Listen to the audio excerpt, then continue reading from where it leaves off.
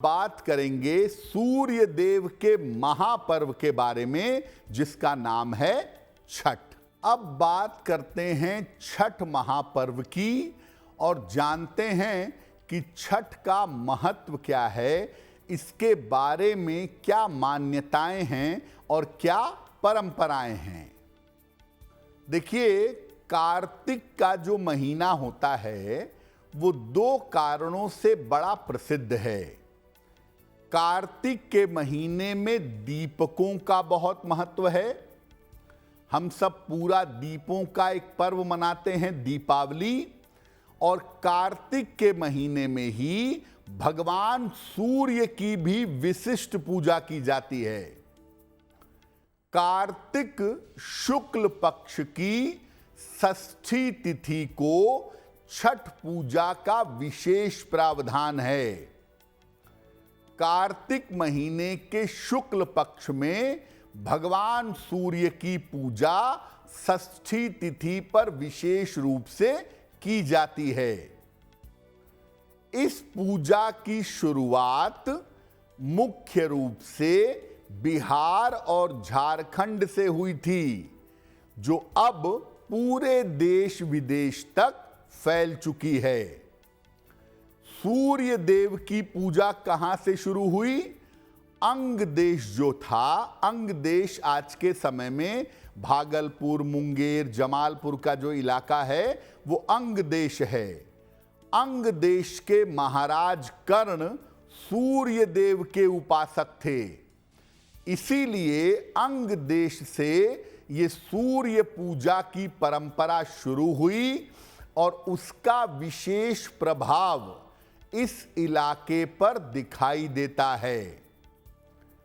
कार्तिक के महीने में सूर्य देव अपनी नीच राशि में होते हैं, तुला में होते हैं। इसीलिए सूर्य देव की विशेष उपासना की जाती है ताकि स्वास्थ्य की समस्याएं परेशान न करें।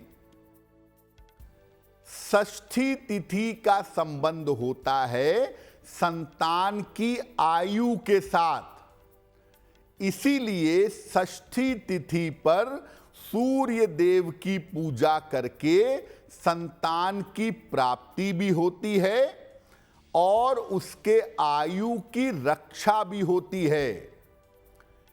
तार्किक रूप से एक बात समझिए कि षष्ठी तिथि संतान से संबंध रखती है और सूर्य देव इस व्रत के, इस उपासना के मुख्य देवता हैं। इसमें छठी माई जैसा कोई उल्लेख नहीं है। तो ये सब बातें मत कहिए, आप कम से कम तर्क समझिए, धर्म को समझिए।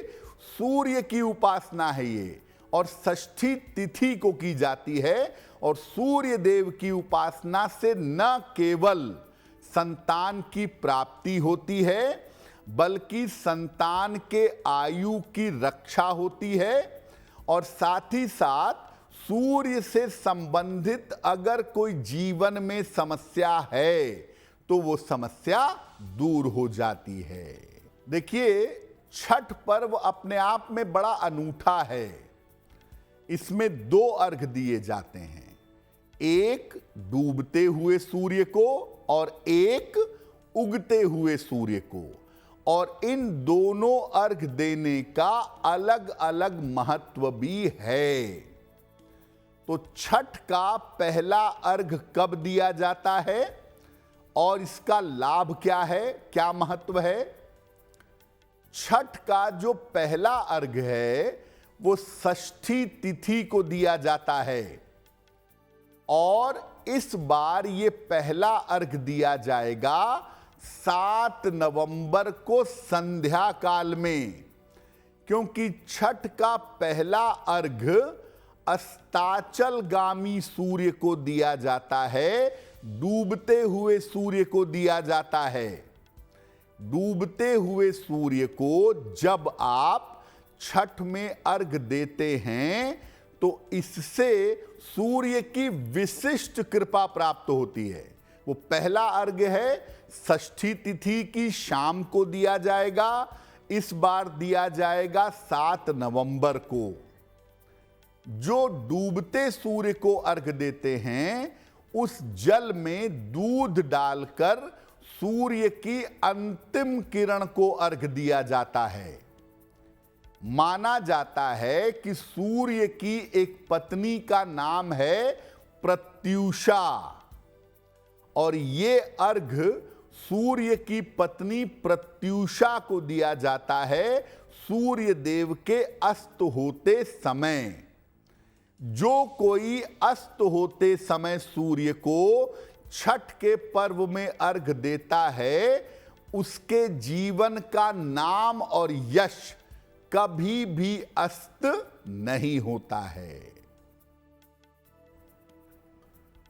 छठ का जो दूसरा और अंतिम अर्घ है, इसी अर्घ के साथ छठ के महापर्व का, छठ के व्रत का समापन होता है।